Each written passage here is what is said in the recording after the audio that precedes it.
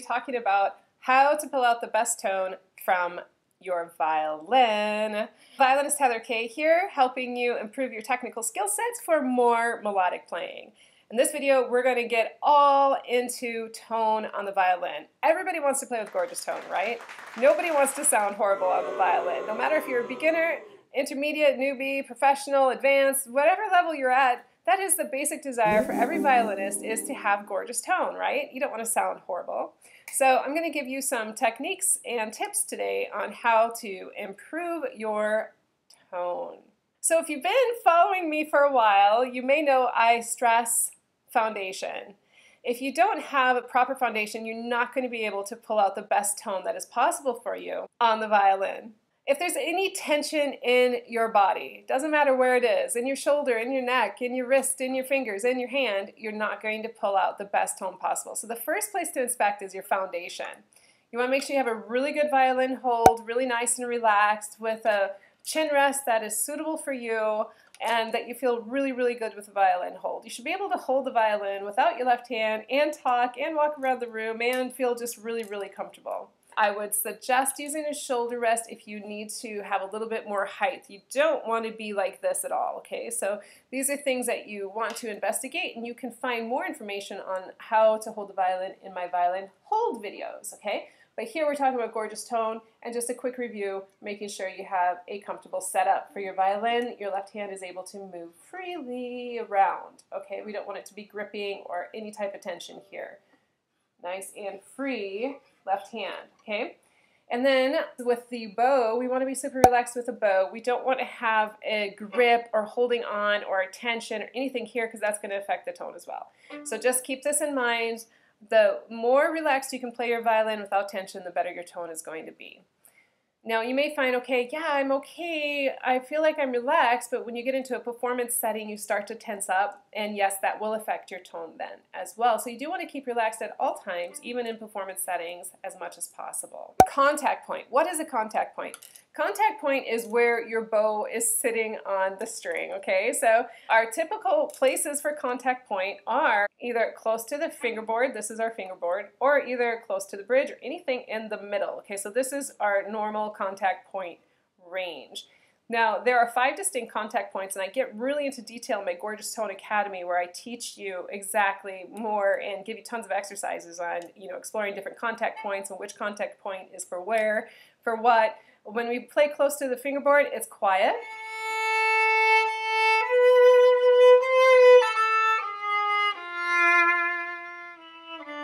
If we play close to the bridge,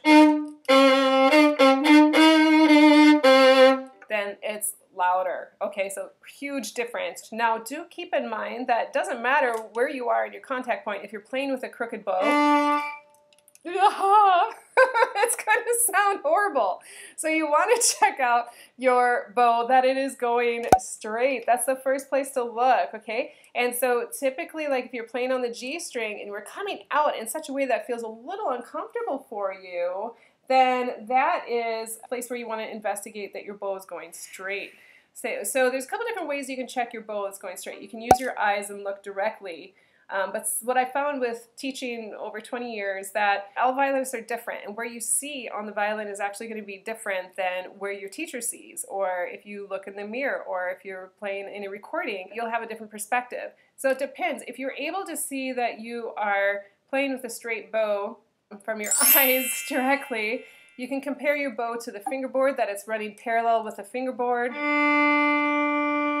For me, that looks like it's running parallel to the fingerboard. I look in the video and it is actually straight. You could say when I have it run parallel to the bridge. For me, that looks like that's straight and parallel to the bridge, and in the video it checks out. Okay, so those are 2 things you want to watch out for. Perhaps when you use glasses or lenses, or without glasses, without lenses, you may find that that kind of changes up a little bit. How to practice straight bows. Open strings every day, 3 minutes on each string, and play in front of a mirror. Record yourself and just make sure your bows are truly going straight from frog to tip and tip to frog. Okay, so that is contact point and bow. The next is what I call the elbow elevator.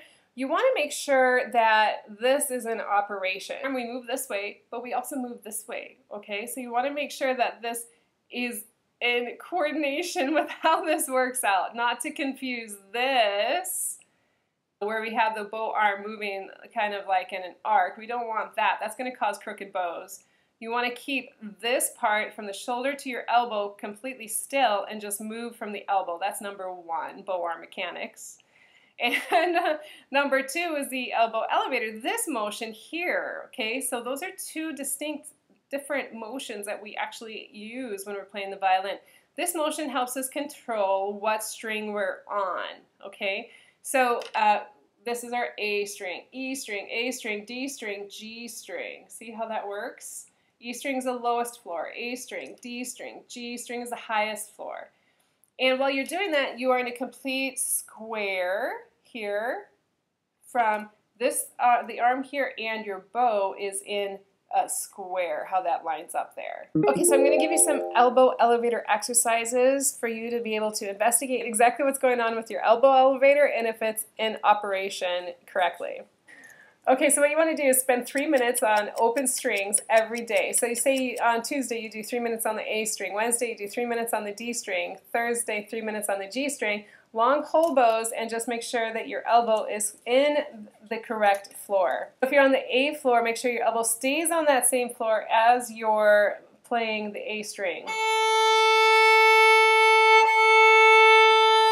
Okay?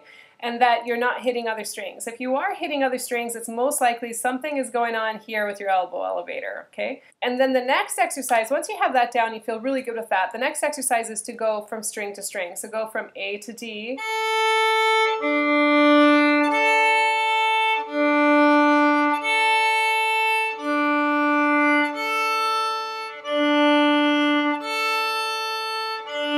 So you can see on the A string, I'm on one floor. When I go to the D string, I raise my elbow. Okay, so this is the beginning of string crossings, of how to make sure your bow arm is in operation with your string crossings. As you get more advanced, we have different techniques for string crossings, but this is the basic level. Okay, so the final thing to be able to pull out a gorgeous tone on your violin is something that I have realized on my own and from teaching over 20 years is what I call the river in you. And it's about the flow of energy that is occurring when you play. So if you think about yourself as energy and vibration, and your violin is vibration, the strings when we play creates a vibration, we want to be able to not have any stopped tension, blockages, anything that's stopping the gorgeous tone from being produced, okay? So how this works is you just want to think about the energy flow. You can think about it that it starts here in the back of your neck, and then it goes through your shoulder, it goes down through the elbow, it goes through the wrist, it goes through your fingers and into the bow, and that goes into the violin. You want to feel like the violin is actually holding the bow up. So I am super, super relaxed here. The fingers, basically right now it's just my thumb and one finger that's just holding that bow. It's actually, now it's just kind of like the thumb. The bow is angled on the thumb, and the violin is actually holding the bow up. You want to be that relaxed when you're playing, okay? And these guys are just sitting there, just nice and relaxed. So the great way to explore the river in you is just, again, as you're doing those open string exercises, just really feel like, okay, do I feel tension anywhere? Be very aware of your body. Ask yourself, do you feel tension in your neck? Do you feel tension in your shoulder? Do you feel tension in your elbow? If your shoulder's too tight, you're going to be a little bit more tense and the sound is going to sound tense. If there's that flow is stopped by tension in your elbow, you're going to hear that as well. If the flow is stopped by the tension in your wrist, if you have a tight wrist that's not flexible with emotion, you're also going to hear it. If you have your fingers are tense or the index finger is over dominant, which I find in 99% cases of violinists that I work with, their index finger, if they haven't been taught about the index finger being over dominant, they have over dominant index fingers because that's just natural for us. That is our dominant finger. So we want to have that relaxed. If it's not, you're also not going to have a good sound, okay? So a nice relaxed flow from the back of your neck, from your back of your neck, through your bow arm into the instrument. And always feel that you're pulling the tone out. There's no pushing. The word push does not exist in the violin dictionary. No pushing. Never, never push. Unless you're playing some super modern piece where they're actually asking for some strange sounds, that's the only time you want to feel like you have to push. But otherwise, you always want to feel like you're pulling the sound out. And that's going to help produce that gorgeous, gorgeous tone is if you pull the sound out and think about the flow of energy from the back of your neck through into the violin and pulling the sound out so that the energy goes out to your public as gorgeous tone. All right, thanks for watching. If you like this video, definitely give it a thumbs up. And if you want even more gorgeous violin tips, be sure to check out my Gorgeous Tone 5-Day Challenge. And I'll leave a link here for you to be able to enroll. See you there. Ciao!